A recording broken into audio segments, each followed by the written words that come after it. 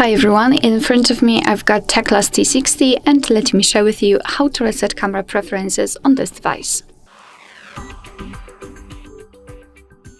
So let's start with opening the camera app, and currently we are in the standard photo mode. It does not really matter on which mode you will be, it should work on each one. What is more, I hope they can see those grid lines and the leveler. I've applied them before I've started recording because I'd like to show you a visual evidence that the reset option will work, so they should disappear. All we have to do right now is to enter the settings. So in this configuration they are in the upper left corner.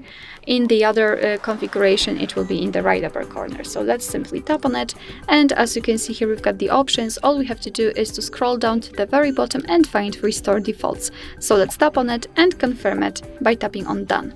And as you can see, we just got back to the camera and the grid lines and the leveler are not visible, which means that we just successfully reset all camera preferences.